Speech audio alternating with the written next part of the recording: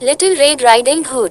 एक बार की बात है, एक प्यारी छोटी लड़की थी जिसे हर कोई प्यार करता था जो उसे देखता था, लेकिन सबसे बढ़कर उसकी दादी, और ऐसा कुछ भी नहीं था जो उसने बच्चे को नहीं दिया होता।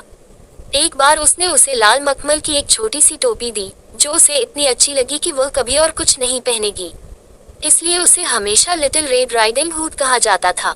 एक दिन उसकी माँ ने उससे कहा, आओ लिटिल रेड राइडिंग हुड, यहाँ केक का एक टुकड़ा और शराब की एक बोतल है। उन्हें अपनी दादी के पास ले जाओ, वह बीमार और कमजोर है और वे उसका भला करेंगे। पहले निकल जाओ, ये गर्म हो जाता है, और जब आप जा रहे हो तो अच्छी तरह से और चुपचाप चले और रास्ते से न भागे, या आप गिर सकते हैं और बोतल तोड़ सकते हैं, और तब आपकी दादी को कुछ नहीं मिलेगा।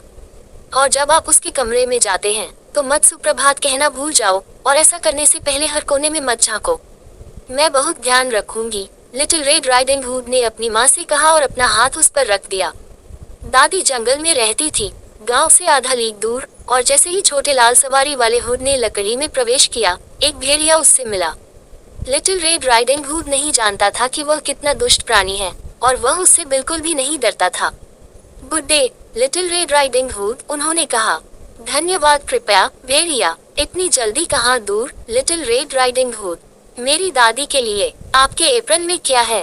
केक और वाइन। कल बेकिंग डे था, इसलिए बेचारी बीमार दादी को कुछ अच्छा करना है, उसे मजबूत बनाना है।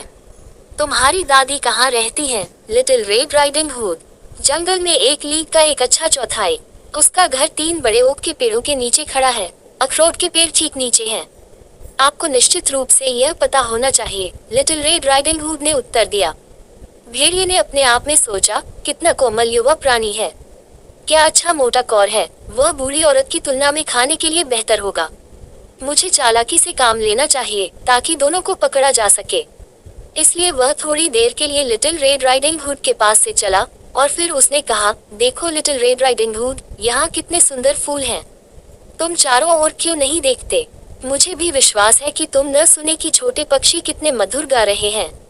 आप गंभीरता से ऐसे चलते हैं जैसे कि आप स्कूल जा रहे हो, जबकि यहाँ जंगल में बाकी सब कुछ आनंदमय है। लिटिल रेड राइडिंग हुड ने अपनी आंखें उठाई, और जब उसने देखा कि सूरज की किरणें यहाँ वहाँ पेड़ों के माध्यम से नाच रही हैं, और हर जगह सुंदर फूल उग रहे हैं, तो उसने सोचा, मान लीजिए कि मैं दादी माँ को एक ताज़ा नाक लेती हूँ, वो उसे भी प्रसन्न करेगा।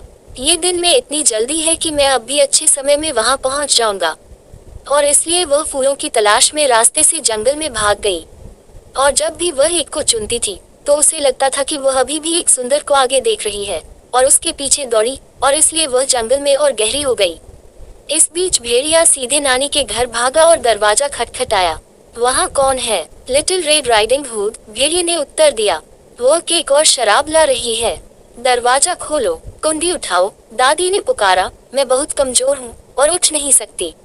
भेड़िए ने कुंडी उठाई, दरवाजा खुल गया और बिना एक शब्द कहे वह सीधे दादी के बिस्तर पर चला गया और उसे खा गया। फिर उसने उसके कपड़े पहने, उसकी टोपी पहनी, बिस्तर पर लेट गया और पर्दे खींचे। लिटिल रेड राइडिंग हुड हालांकि फूल चुनने के लिए दौड़ रही थी, और जब उसने इतने फूल इकट्ठा कर लिए कि वह और नहीं ले जा सकती थी, तो उसे अपनी दादी की याद आई और वह उसके लिए निकल पड़ी। झोपड़ी का दरवाजा खुला देखकर वह हैरान रह गई, और जब वह कमरे में गई तो उसे ऐसा अजीब सा एहसास हुआ कि उसने खुद से कहा, ओह डियर, आज मुझे कितनी बेचैनी हो रही है, और कभी कभी मुझे रहना अच्छा लगता है। दादी के साथ पुकारा, सुप्रभात, लेकिन कोई उत्तर नहीं मिला।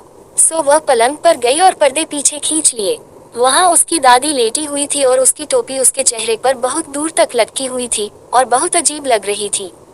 ओह दादी, उसने कहा, आपके कान कितने बड़े हैं। मेरे बच्चे, तुम्हारे साथ सुनना बेहतर है, उत्तर था। लेकिन दादी, आपकी आंखें कितनी बड़ी हैं, उसने कहा। तुम्हारे साथ देखना बेहतर है मेरे प्रिय। लेकिन दादी, आपके कितने बड़े हाथ हैं, आपको गले लगाना बेहतर है।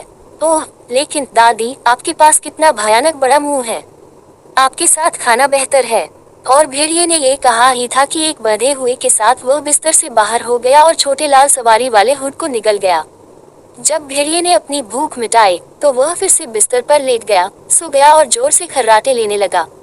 शिकारी बस घर से गुजर रहा था और उसने सोचा, बुढ़िया कैसे खर्राटे ले रही है, मुझे बस देखना चाहिए कि क्या वह कुछ चाहती है। सो वह कमरे में गया और जब पलंग के पास पहुंचा तो क्या देखा कि भेड़िया उसमें पड़ा है। क्या मैं तुम्हें यहाँ पाता हूँ? तुम बूढ़े पापी हो, उसने कहा। मैं तुम्हें लंबे समय से ढूंढ रहा हूँ। फिर जैसे ही वह उस पर गोली चलाने वाला था, उसे लगा कि भेड़िए ने दादी को खा लिया होगा और वह अब भी बच सकती है, इसलिए उसने गोली नहीं चलाई बल्कि एक जोड़ी कैंची ली और काटना शुरू कर दिया सोते हुए भेड़िए का पेट। जब उसने 2 स्निप्स किए तो उसने लिटिल रेड राइडिंग हुड को चमकते हुए देखा और फिर उसने 2 स्निप्स और लगाए और छोटी लड़की रोते हुए बाहर निकली। आह, मैं कितनी डरी हुई हूँ।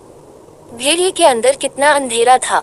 और उसके बाद बूढ़ी दादी भी जीवित निकल आई, लेकिन मुश्किल से सांस ले पा रही थी। लिटिल रेड राइडिंग हुड हालांकि जल्दी से बड़े पत्थरों को ले आया, जिससे उन्होंने भेड़िए का पेट भर दिया, और जब वह जागा तो वह भागना चाहता था, लेकिन पत्थर इतने भारी थे कि वह एक बार में गिर गया और मर गया।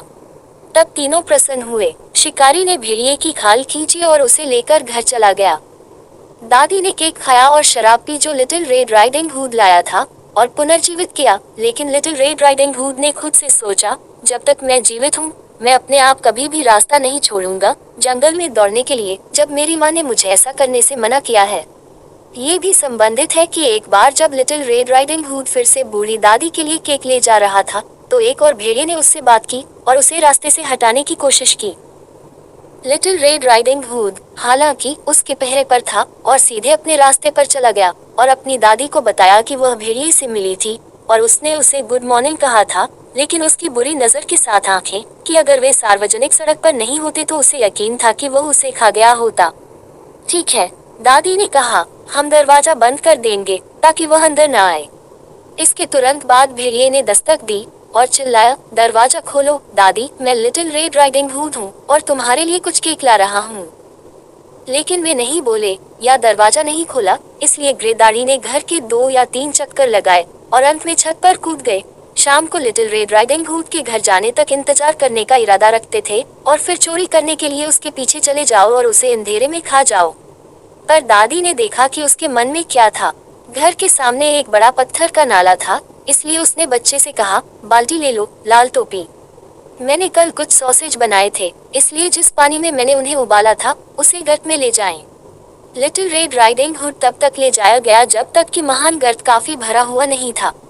फिर सॉसेज की गंध भेड़िए तक पहुंच गई और उसने सूंघा और नीचे झांका और आखिर में अपनी गर्दन इतनी दूर फैला दी कि वह अब अपने पैर नहीं रख सका और फिसलने लगा और छत से सीधे महान गर्त में फिसल गया और डूब गया।